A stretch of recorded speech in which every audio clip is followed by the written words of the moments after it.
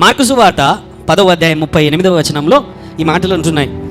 యేసు, మీరేం అడుగుచున్నారో మీకు తెలియదు. నేను త్రాగుచున్న గిన్నెలోది త్రాగుటైనను, నేను పొందుచున్న బాప్తిస్మము పొందుటైనను మీ చేత అగునా అని వారిని అడుగగా వారు మా చేత అగునండ్రి.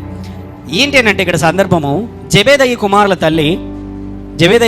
తల్లి ఆమె సలోమి, ఆమె వచ్చి తన యొక్క కుమారుల నిమిత్తము అడుగుతా ఉన్నది. ఏంటంటే ఏ లేదు, వీళ్ళు మొదటి నుంచి నేను వెంబడిస్తున్నారు కదా, ఒకని కుడి వైపున ఒక ఎడం వైపున నీ రాజ్యంలో వీళ్ళకి ప్లేస్ ఇయ్యి అని అడుగుతుంది. చైర్స్, పొజిషన్ ఏంటి.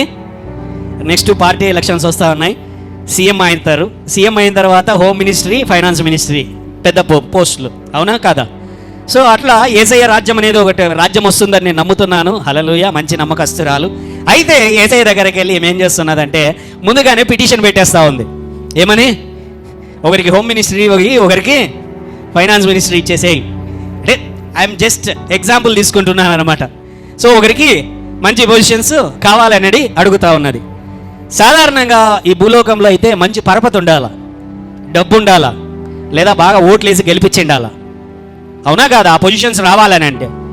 అయితే యేసయ్య పెడుతున్న కండిషన్ ఏంటంటే ఆ పొజిషన్లోనికి రావాలని అంటే నాతో పాటు సిలువ అనుభవాల గుండా రావాలా. ఏంటి? నేను తాగుతున్న గిన్నెలోనిది, నేను పొందబోయే శ్రమల బాప్తిస్మము ఏమడుగుతున్నాడు ఆయన? గట్టిగా చెప్పండి ఒకసారి. నేను తాగుతున్న గిన్నెలోనిది మీరు తాగగలరా? నేను పొందుతున్న బాప్తిస్మము, శ్రమల బాప్తిస్మము మీరు పొందగలరా అని అంటే అప్పటికి వీళ్ళకి తెలీదు.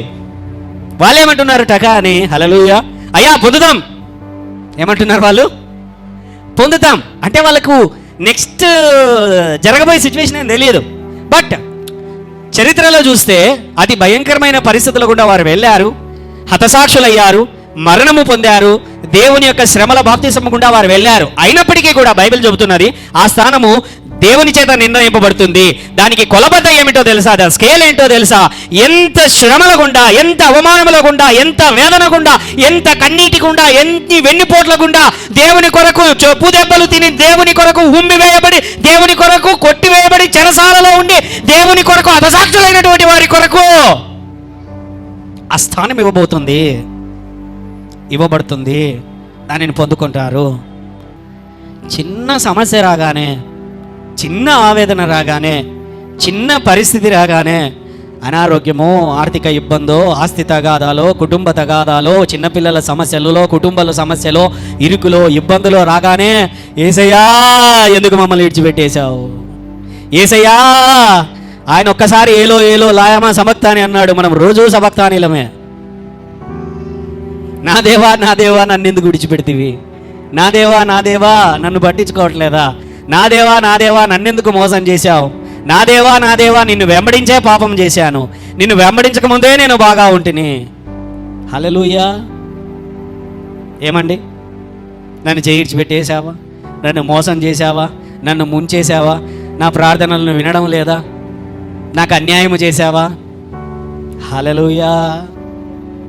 ఎన్ని రకములైన మాటలు మన హృదయంలో నుంచి, కోపంలో నుంచి, ఆవేదనలో నుంచి దేవునిని నిందించేటువంటి మాటలు ఎన్నో మన జీవితాలలో పలుకుతూనే ఉన్నాము.